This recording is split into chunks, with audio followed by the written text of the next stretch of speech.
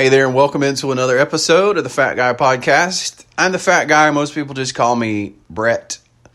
It's been a while since I've done an episode. If you're still subscribed, thank you for your patience. Been a few reasons that I haven't been podcasting, so we'll get into that, and we'll get into what's happening in 2019. We'll get into what the plan is. We'll get into what the goals are, and we'll get into how things are going now, so we'll continue to get updated. If you thought, wow, it's been forever since I heard from that Fat Guy podcast, dude, maybe you should think about following me on social media, because I have continued to do updates pretty regularly on there. I just haven't been updating the podcast. Although it's going to change, so nothing to worry about.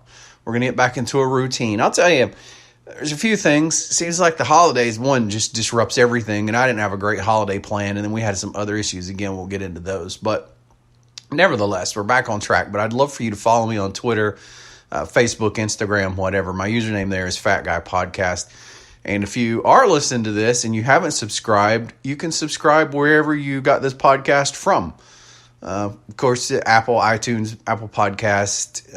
You can go straight to the link that you found this on the social media and subscribe. And then the website, updates on the website, which is a kind of cool way, just to, if you prefer the old-fashioned going to website things, thefatguypodcast.com is the website. So last year, I talked about this in several podcasts, so first we'll get last year out of the way. Last year, starting around halfway through the year, I was in a stalled state, but not in a spiraled state. My weight went up around 10 pounds. I'd kind of managed to maintain it.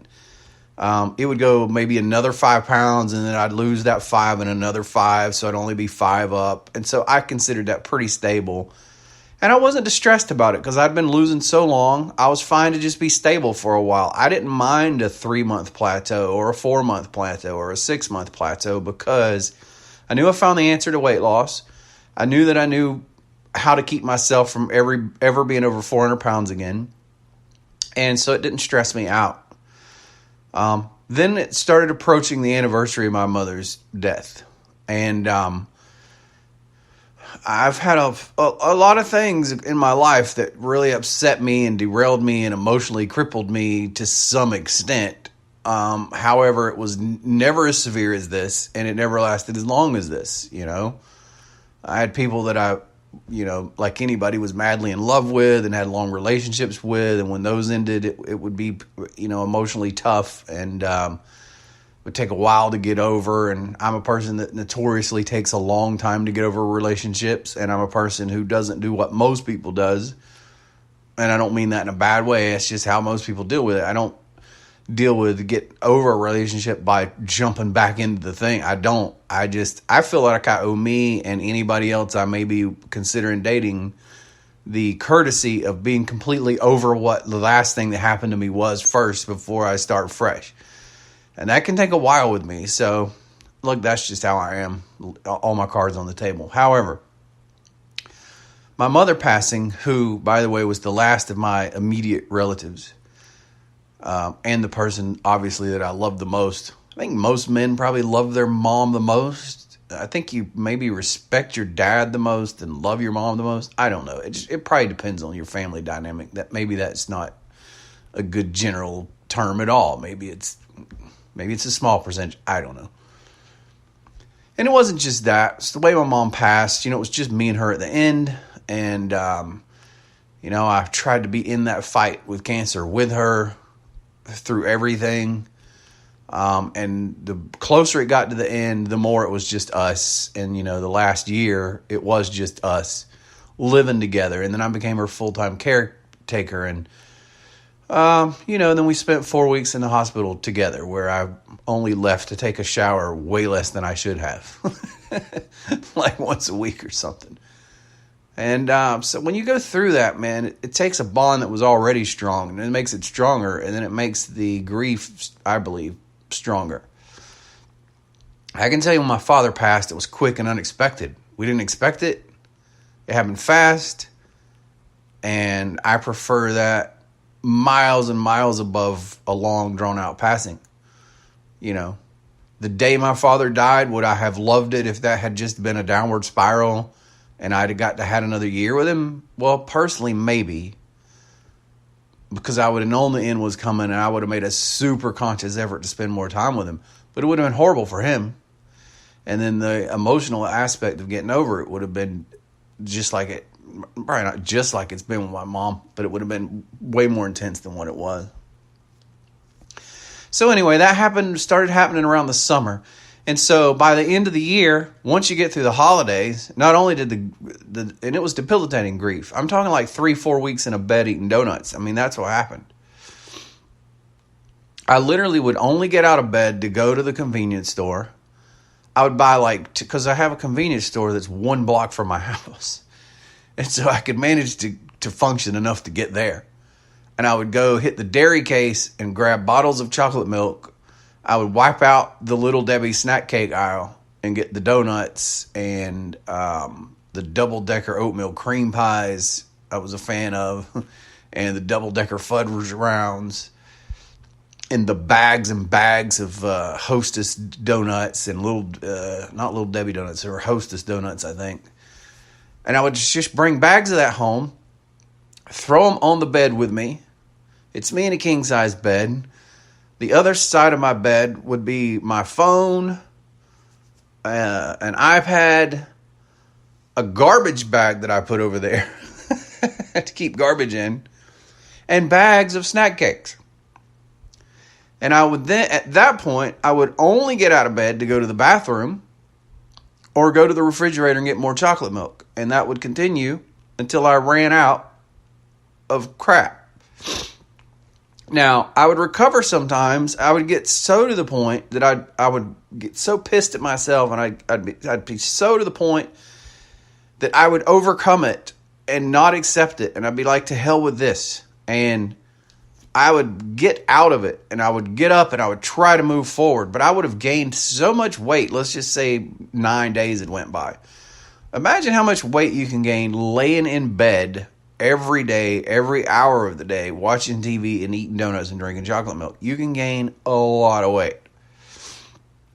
And so I'd feel so miserable when I did get up. I'd try to get back on the keto thing. It'd be impossibly hard, because it would be the equivalent of a junkie who was in recovery going back and doing meth for 9 days, or going back and doing, cocaine for 9 days, or going back and doing crack for 9 days. You don't just jump right out of that.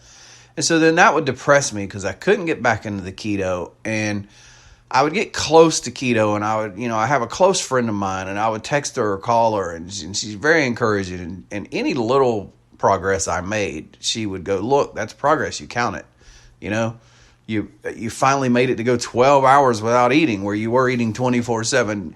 That's kind of an intermittent fast. It's the very bottom end of an intermittent fast, but you went 12 hours without eating, and so you did have some carbs today. But, and I'd do that a while, and then I would just snap, because it would seem like complete futility, and I would just snap. And the overwhelming shame and failure of that, combined to still being in this enormous grieving state of losing my mom, would send me back to bed for days or weeks. And it would be the same thing. Little Debbie snack cakes. But on some days I'd order a pizza and eat the entire pizza. Or some days I'd use a meal delivery service, and I would have fajitas, fajitas and rice and beans and all that stuff, and cheesecake, all that sent, delivered, and eat that, plus the Little Debbie snack cakes and chocolate milk. So, this literally went on for 6 months. And so I went from 4 to 6 months of maintaining and being proud of that and fine with it, to falling off a cliff and gaining 60 or 70 pounds back. And I had seen 2 different counselors at early last year, because, I knew I was struggling with the grief thing. And while I was kind of winning, it was getting harder and harder to win. And so I knew that I needed something. And, the 2 I saw were highly recommended. The first one I absolutely hated. No, the first one I didn't absolutely hate. It just wasn't right for me. It didn't work. We didn't connect. Their methods didn't work. I mean, it wasn't good. So I went a while, and then I had another one that was highly recommended. I went and saw him, and he was the worst. I mean, this guy spent more time in the hour I had with him talking to me about his problems and all that he'd gone through. And maybe that helps people. I don't know. But I wasn't there to hear his problems. You know? It's not that I'm not empathetic to it. And I guess for some people that works. I guess for some people, hearing your counselor talk about how tragic his life has been makes them feel better. But that was not a methodology that worked for me.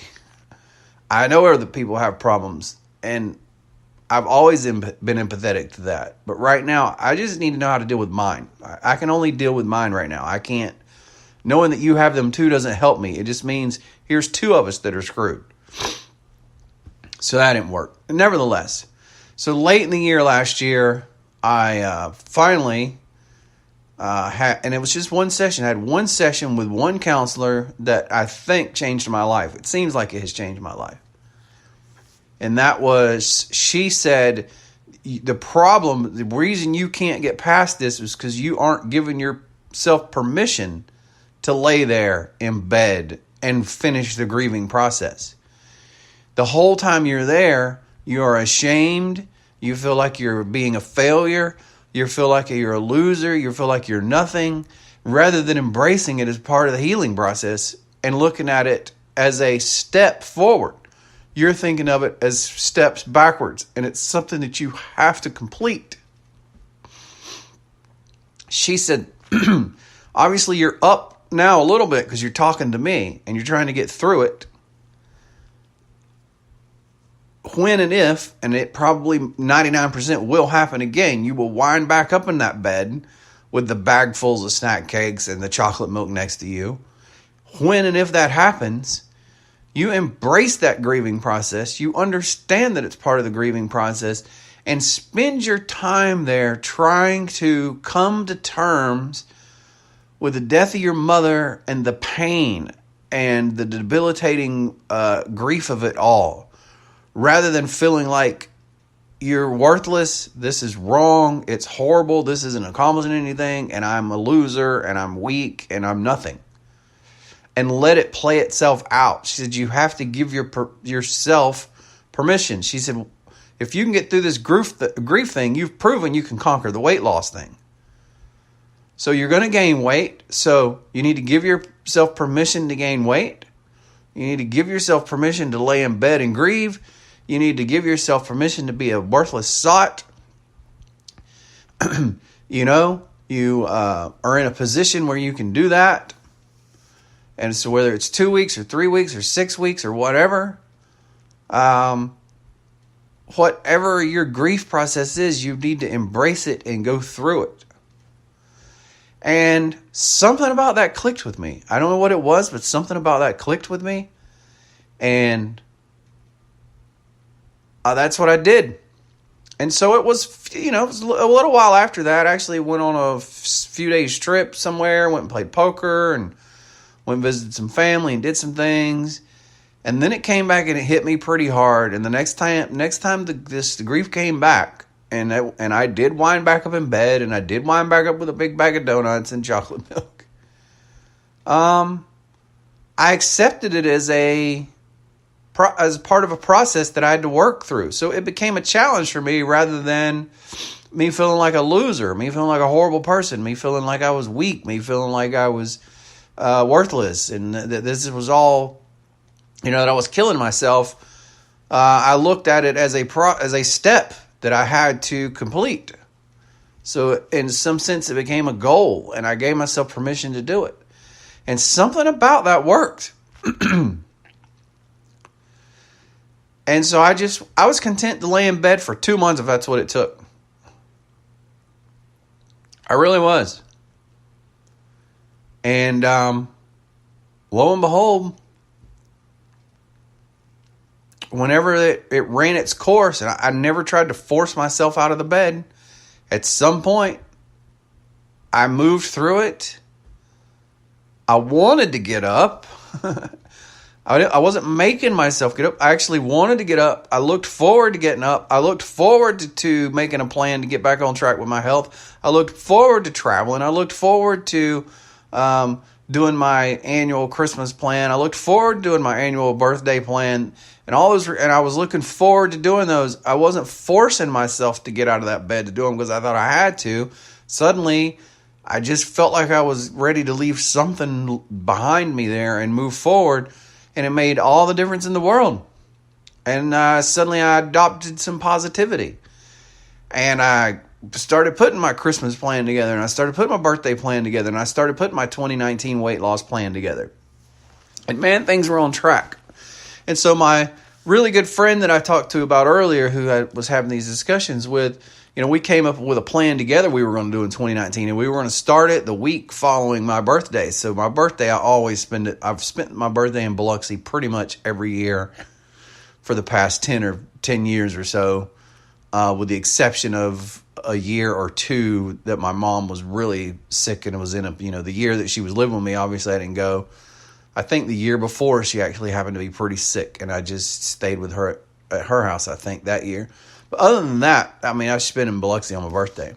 And in the year my mom had her surgery, exploratory surgery to try to remove as much ovarian cancer as they could.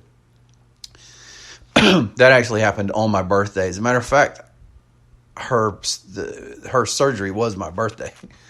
So sometimes I've missed it for those reasons. But other than that, I've just always spent my birthday with a week in Biloxi. Following that week, I was going to start my 2019. I was going to lose 100 pounds in 2019.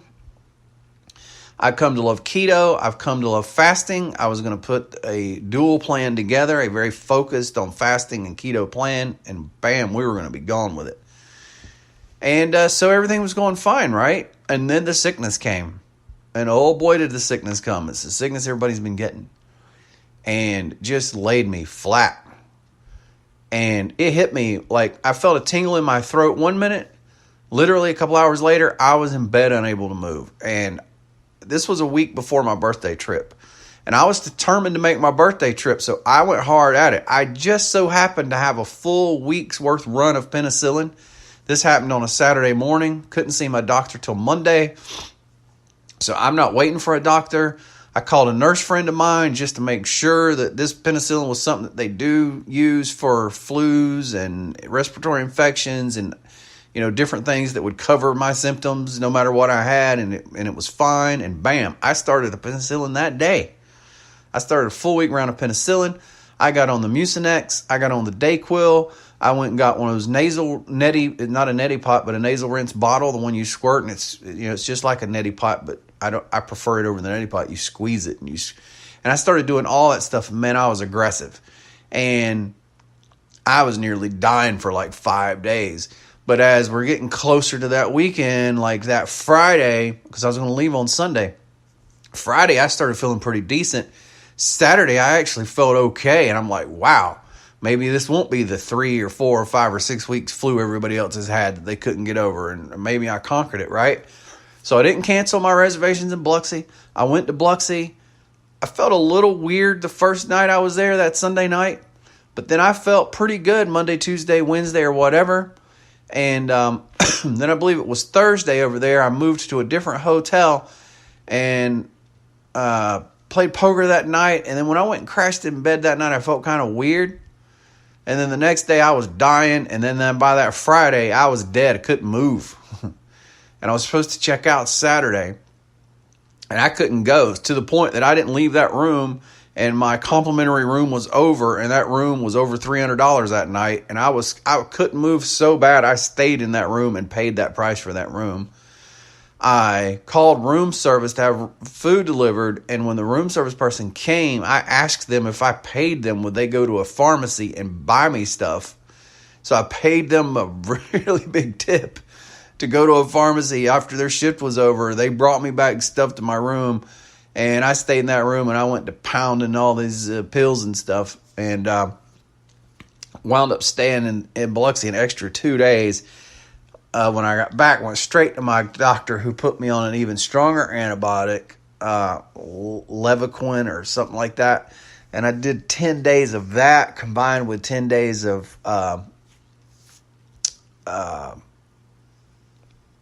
steroids.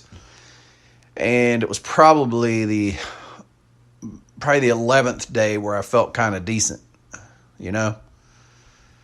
which put me way behind schedule on the weight loss. And then, I'd been doing stuff like drinking lots of orange juice and other things that I just continued to gain weight throughout all that. Nevertheless, boy, I really made that story long, but I wanted you to have a complete accounting of how, why, when, and where I wound up where I was at, so you can know where I am now.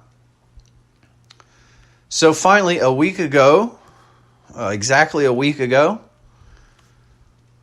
I had finished a weekend at a casino. I felt really good, felt great. I'm ready to tackle this thing starting Sunday was my deal. And so on Sunday, after a weekend of carving out, I really carved out, and I was not fed up by disgusted. I mean fed up, like I was well fed when Sunday rolled around. And I had a meal at 3 o'clock or something, finished it at 3:30, I think, or something like that. And when it was done, I said, all right, that's it. I'm getting these carbs out of my body. I'm getting these cravings out of my body. I'm doing at least a 96-hour fast, maybe even a 5-day fast, but at least 96. We're going to purge that stuff out.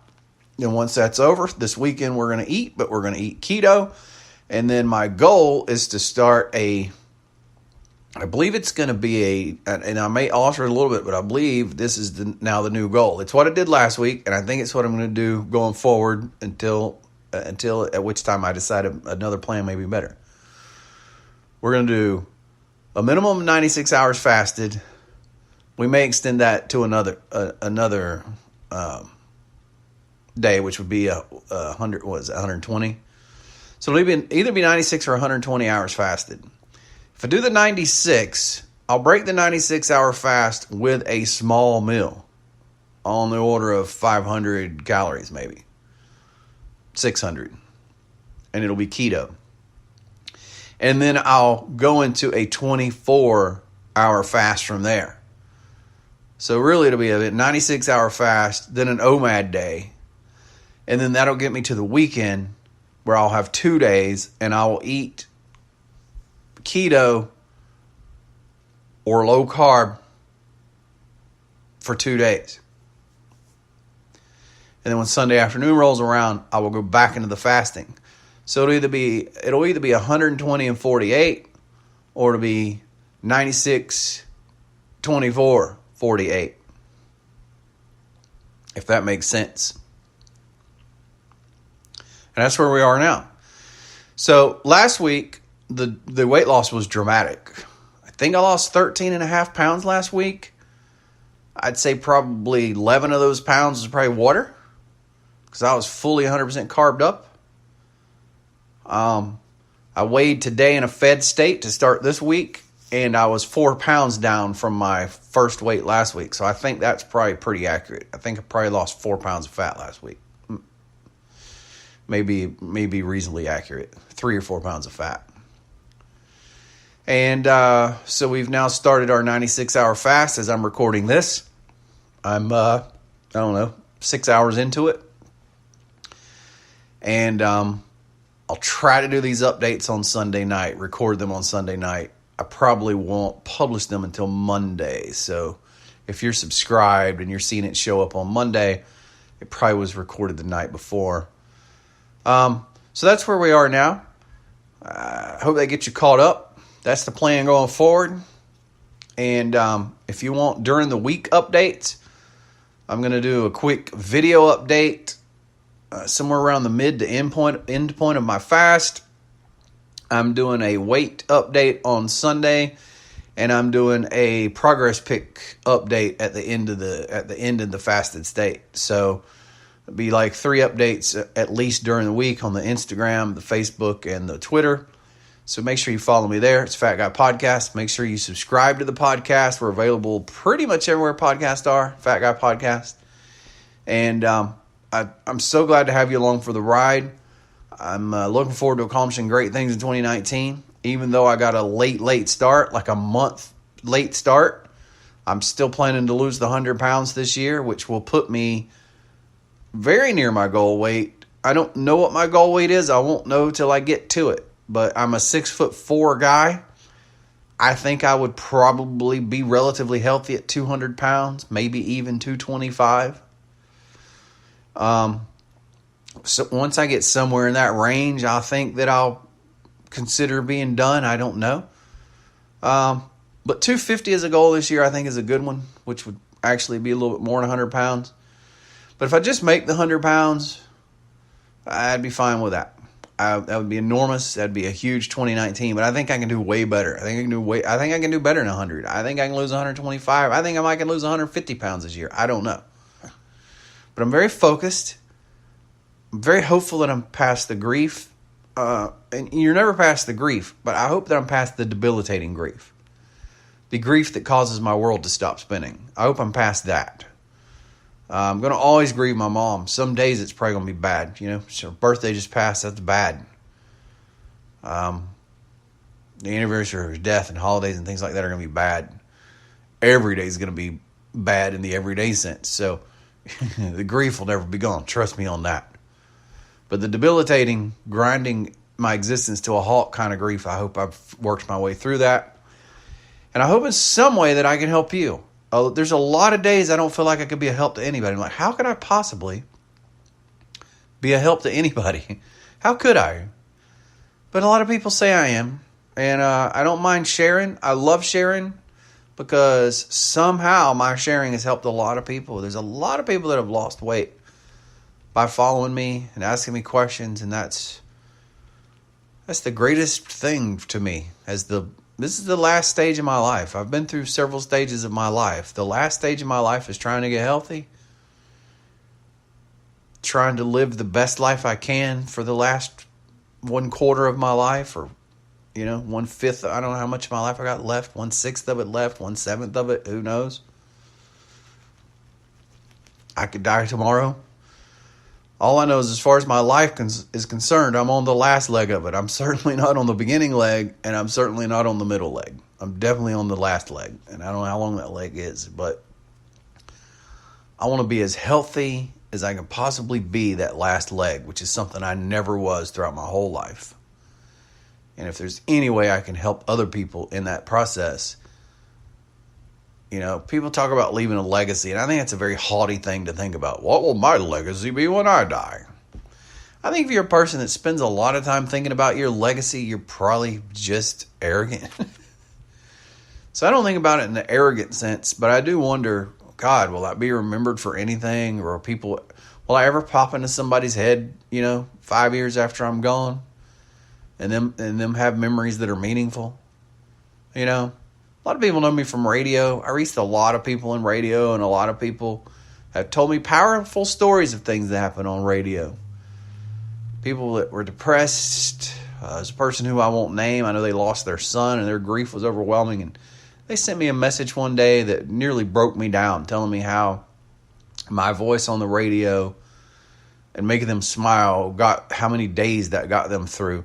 And now that I've gone through a grief similar to that, and I never say my grief is like somebody else's because I never believe that's true. But a similar type of grief, now that I've gone through it, I'm like, man, how powerful it is to have somebody that touched you to the point you reached out and told them that. So I think there's some things I've done, but I hope the best thing I did was maybe educate people on how wrong nutrition is, and this eat less, move more bullshit that they served us our whole life that left all of us fat and dying in our 30s and 40s and 50s. Feeling like losers because they told us that's all you had to do was eat less and move more and you would cure it. And knowing that's not the case, and knowing that the crap in the grocery store isn't actually food, it's an addictive substance. 90% of the things in the grocery store are just drugs.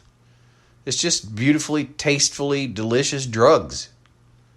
All that stuff in the center aisle is just drugs. It's food crack. And it's hard to get off of it.